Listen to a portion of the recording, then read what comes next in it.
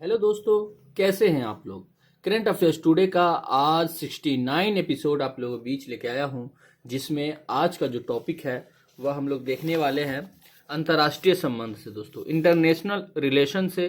दोस्तों, यह बहुत ज़्यादा ही महत्वपूर्ण है और ख़ासकर इसमें जो हम लोग देखेंगे कि भारत और मध्य एशिया के बीच जो संबंध बना है, जो जिसके लिए सहयोग के लिए दोस्तों इसमें किन किन मुद्दों को ध्यान में रखा गया है। क्योंकि अगर आप यूपीएससी या बीपीएससी या विभिन्न स्टेट पीसीएस की तैयारी करते हैं तो आपके इन मुद्दों को पढ़ाई के साथ लेकर चलना ही पड़ेगा, करंट अफेयर को साथ में लेकर चलना ही पड़ेगा, तभी आपका जो तैयारी है वह मुकम्मल हो पाएगा अच्छी तरीके से। तो इसके लिए आपको या किसी भी स्रोत से आप करंट अफेयर को लेकर साथ में चले। जैसे कि दोस्तों ये मैगजीन दृष्टि के द्वारा दिया जाता है और यह हिंदी माध्यम के लिए बहुत ही ज़्यादा महत्वपूर्ण है। तो यह मेरे पास है, तो सोचा कि जिन बच्चों के पास यह नहीं पहुंच पाता है उनके पास हम वीडियो के माध्यम से पहुंचाने की कोशिश करें। तो बस इसके वीडियो बना करके और इसमें जो लिखा हुआ है उसकी आवाज़ आप तक पहुंचाने की कोशिश कर रहे हैं, जिससे आप लोग भी इसका पाठक बन सके और अपना तैयारी में और अच्छे चार चांद लगा सके। तो दोस्तों देखेंगे कि चर्चा में क्यों है। तो भारत मध्य एशिया सहयोग यानी तो हाल ही में भारत और 5 मध्य एशियाई देशों सेंट्रल एशियन रिपब्लिक्स SARS है ना कार्स के बीच पहली राष्ट्रीय सुरक्षा सलाहकार नेशनल सिक्योरिटी एडवाइजर्स बैठक का आयोजन नई दिल्ली में किया गया। यानी भारत था और 5 मध्य एशियाई देश। देखेंगे कि 5 मध्य एशियाई देशों में कौन कौन देश आता है, हम नीचे देखेंगे जो मुद्दे हैं। तो ये चर्चा में है, ठीक है। तो इन दोनों भारत और मध्य एशियाई देशों के बीच जो पहली बैठक हुई है उसमें राष्ट्रीय सुरक्षा के लेकर हुआ है और जो कई सारे मुद्दे हैं उन सभी मुद्दों को देखेंगे। जैसे इसमें प्रमुख बिंदु क्या क्या है और बहुपक्षीय सहयोग पर सहमति है, क्या सहमति है, इसकी जो पृष्ठभूमि है वह क्या है और भारत मध्य एशिया सहयोग का महत्व क्या है भारत के लिए, ठीक है, और विश्व के लिए, ये सब देखेंगे। और ऊर्जा एवं व्यापार में सहयोग अन्य क्षेत्र होगा, उन क्षेत्रों में भी देखेंगे। और चुनौतियां क्या आ सकती है भारत और मध्य एशियाई के बीच में जो सहयोग के जो संबंध बने हैं, उसके बाद आगे की राह क्या है। तो इन सभी मुद्दों को आज के इस वीडियो में देखेंगे। तो इस टॉपिक को और बेहतर तरीके से समझने के लिए इससे जो संभावित प्रश्न है उसको देख लेंगे तो इस टॉपिक को समझना और आसान हो जाएगा। तो देखते हैं कि हाल के वर्षों में मध्य एशिया के देशों में विश्व की कई बड़ी शक्तियों की सक्रियता में वृद्धि देखने को मिली है। इस संदर्भ में मध्य एशिया के प्रति भारत की बदलती विदेश नीति पर प्रकाश डालते हुए इससे जुड़ी चुनौतियों पर चर्चा कीजिए। दोस्तों समझ में आ गया, कह रहा है क्या कि हाल के वर्षों में मध्य एशिया के देशों में विश्व की कई बड़ी शक्तियों की सक्रियता में वृद्धि देखने को मिली है, ठीक है, वो देखे ही होंगे आप। इस संदर्भ में अगर आप करंट अफेयर से जुड़े हैं तो इस संदर्भ में मध्य एशिया के प्रति भारत की जो बदलती विदेश नीति है और मध्य एशिया में जो देश है ना, उसकी जो भारत के लिए जो बदल रहा है नीतियां, उससे कह रहा है उस पर प्रकाश डालने के लिए और इससे जो चुनौतियां आ सकती है वह भी कह रहा है लिखने के लिए। तो ये कब हो पाएगा, जब आप इसके बारे में पढ़ेंगे तब। देखते हैं कि इसमें प्रमुख बिंदु क्या क्या है, ठीक है। तो गौरतलब है कि जनवरी 2022 में भारत और मध्य एशियाई देशों के बीच आयोजित पहले शिखर सम्मेलन के बाद से दोनों पक्षों के बीच सहयोग में व्यापक वृद्धि देखने को मिली है, ठीक है। उसके बाद अगला है कि इस बैठक के दौरान भारत के राष्ट्रीय सुरक्षा सलाहकार ने मध्य एशियाई देशों के साथ संपर्क मजबूत करने की भारत की प्राथमिकता को रेखांकित करते हुए कहा कि भारत मध्य एशिया में सहयोग, निवेश और कनेक्टिविटी के लिए तैयार है, ठीक है। उसके अगला जो पॉइंट देखते हैं कि वर्ष 2012 के कनेक्ट सेंट्रल एशिया पॉलिसी के साथ मध्य एशियाई देशों के बीच भारत की पहुंच को बढ़ाने के प्रयास तेज किए गए, जिसे जुलाई 2015 में भारतीय प्रधानमंत्री की सभी 5 मध्य एशियाई देशों की यात्रा से और प्रोत्साहन मिला। उसमें क्या है, ये तो प्रमुख बिंदु था इससे। उसके बाद बहुपक्षीय सहयोग पर सहमति। अब क्या है बहुपक्षीय, यानी सभी देशों के लिए जो पक्ष होना चाहिए, मतलब उसके, है ना। तो अफगानिस्तान क्या है कि इस बैठक के दौरान सभी भागीदारों ने अफगानिस्तान की वर्तमान स्थिति पर चिंता व्यक्त करते हुए इसकी संप्रभुता, एकता और क्षेत्रीय अखंडता के सम्मान पर जोर दिया था। जोर दिया तथा अफगानिस्तान के संदर्भ में संयुक्त राष्ट्र सुरक्षा परिषद के प्रस्ताव 2593 की भूमिका को स्वीकारते हुए और प्रस्ताव 1267 के तहत नामित आतंकियों सहित अफगानिस्तान की सीमा में किसी भी आतंकी समूह को आश्रय न देने की मांग की।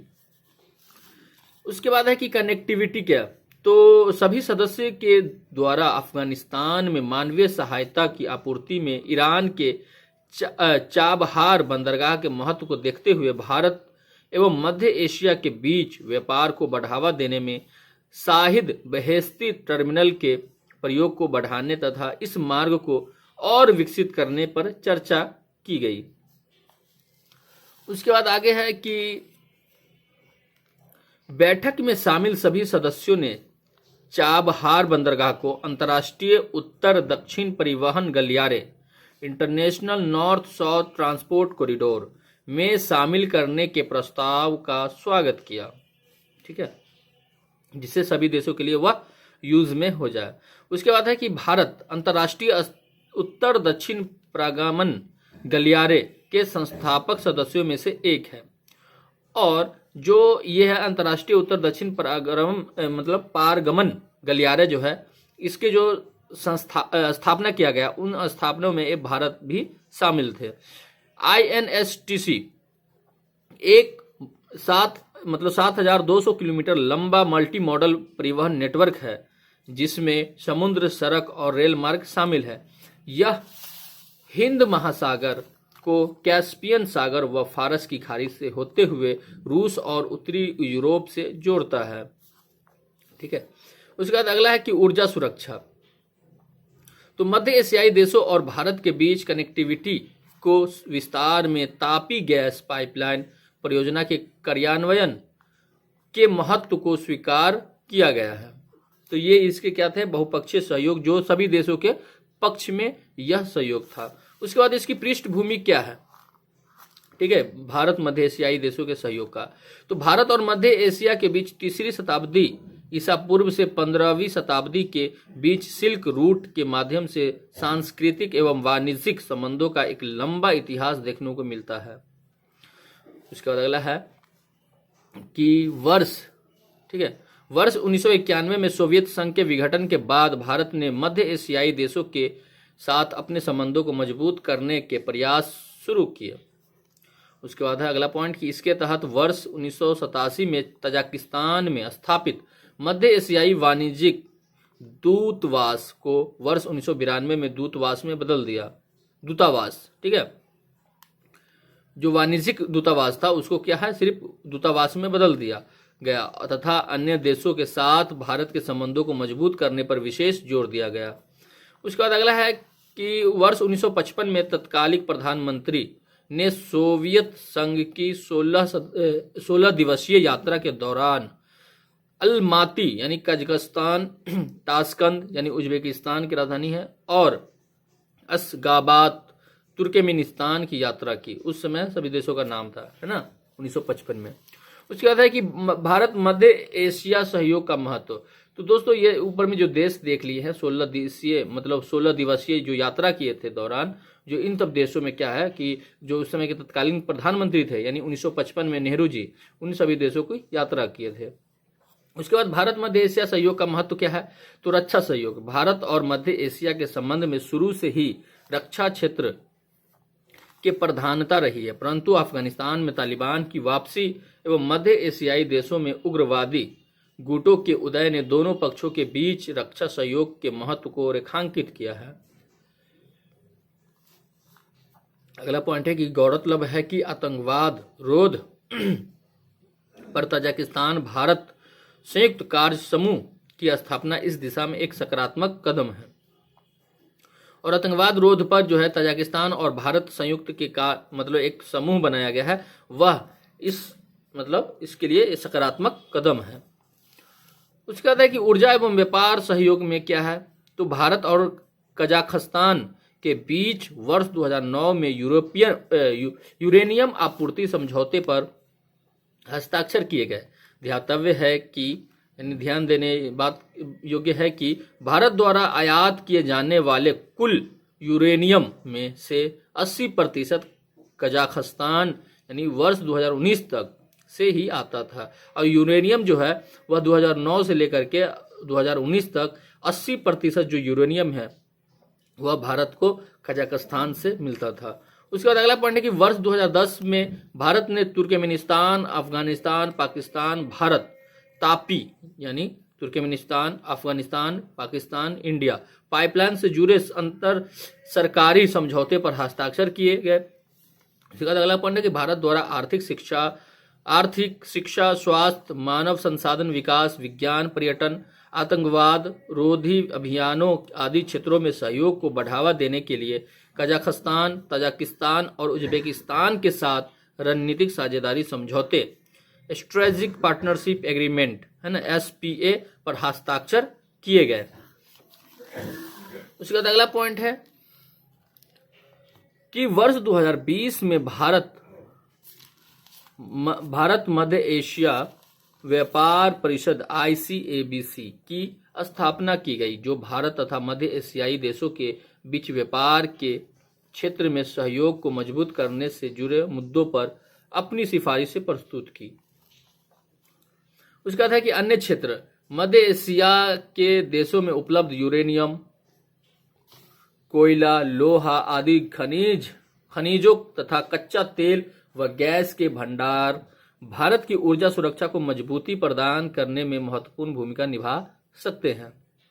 उसके बाद अगला है कि मध्य एशियाई देशों में लगभग 40 बिलियन बैरल खनिज तेल और 131 ट्रिलियन क्यूबिक बैरल प्राकृतिक गैस के भंडार होने का अनुमान है। उसके बाद अगला पॉइंट है कि मध्य एशिया में उपलब्ध यूरेनियम संसाधन विश्व के कुल यूरेनियम भंडार का लगभग 16% है। अंतर्राष्ट्रीय परमाणु ऊर्जा एजेंसी के अनुसार कजाकिस्तान और उज्बेकिस्तान में लगभग 4,50,400 टन यूरेनियम भंडार होने का अनुमान है।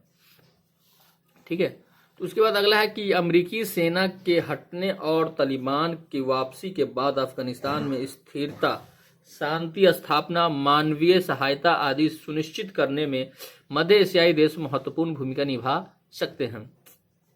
उसके बाद अगला है कि मध्य एशियाई देशों के मैदानी भाग कृषि के लिए व्यापक संभावनाएं हैं। ध्यातव्य है कि वर्ष 2011 में हुए एक समझौते के तहत तजाकिस्तान को धान की खेती के लिए लगभग 2000 हेक्टेयर भूमि चीन को देनी पड़ी थी। उसके बाद चुनौतियां क्या आ सकती है, तो चुनौतियां के लिए क्या है कि चीन की बढ़ती पहुंच। चीन मध्य एशियाई क्षेत्र के साथ सीधी सीमा साझा करता है। मध्य एशिया के साथ चीन का द्विपक्षीय व्यापार लगभग $50 बिलियन का है। साथ ही चीन द्वारा मध्य एशियाई देशों में अपने belt and road initiative BRI के तहत बड़े पैमाने पर निवेश किया है। चीन की तुलना में इस क्षेत्र के देशों के साथ भारत का व्यापार मात्र $2 बिलियन है। चीन के साथ कितना है 50 बिलियन, तो कितना का अंतर है दोस्तों, है ना। इसलिए भारत को बहुत ज्यादा ही मध्य एशियाई देशों के साथ संपर्क में रहना बहुत ही जरूरी है। सहयोग संपर्क क्या है, भारत और मध्य एशियाई देशों के बीच सीधे सड़क परिवहन या स्थल संपर्क का अभाव द्विपक्षीय संबंधों की प्रगति में सबसे बड़ी चुनौती बनी हुई है। उसके बाद है कि वैश्विक अस्थिरता, तो क्या है कि द्विपक्षीय संबंधों को मजबूत करने के प्रति मध्य एशियाई सरकारों एवं भारत सरकार के सकारात्मक रवैये के बावजूद रूस यूक्रेन संघर्ष, वैश्विक मुद्रास्फीति, खाद्य सुरक्षा आदि के कारण मध्य एशिया के साथ भू राजनीतिक विभाजन को पटाने की भारत की महत्वाकांक्षाओं पर विपरीत प्रभाव देखने को मिला है। उसके बाद कि आगे के राह क्या हो सकते हैं, तो वर्तमान में भारत और मध्य एशियाई देशों के बीच क्षेत्रीय सुरक्षा का मुद्दा सबसे प्रमुख है, परंतु भारत के इस विविधतापूर्ण क्षेत्र के साथ पारगमन, व्यापार, निवेश आदि क्षेत्रों में संपर्क बढ़ाने का प्रयास करना चाहिए। उसके बाद है कि भारत, अगला पॉइंट है कि भारत के मध्य एशियाई देशों के साथ नवीन तकनीकों के क्षेत्र के साथ ही उद्यमशीलता के क्षेत्र में भी सहयोग में वृद्धि करनी चाहिए। इसके बाद अगला जो है और लास्ट पॉइंट है, इसे कहा जा सकते हैं कि भारत और मध्य एशियाई देशों के बीच शिक्षा एवं सांस्कृतिक संबंधों को मजबूत करने के संदर्भ में व्यापक संभावनाएं हैं। उदाहरण के लिए रूस यूक्रेन तनाव की शुरुआत के बाद उज्बेकिस्तान द्वारा यूक्रेन से वापस आने वाले लगभग 2000 भारतीय मेडिकल छात्रों को अपने विश्वविद्यालय में दाखिला देने की पेशकश की थी। दोस्तों, इस तरह से यह टॉपिक कंप्लीट हुआ। कैसा लगा हमें कमेंट करके जरूर बताएं, और अगर चैनल पे आप नए हैं तो चैनल को जरूर सब्सक्राइब कर लें, जिससे मेरे आने वाली जितने भी वीडियो है आप तक पहले पहुंचे। तो आज के लिए इतना ही, मिलते हैं नेक्स्ट एपिसोड में। जय हिंद।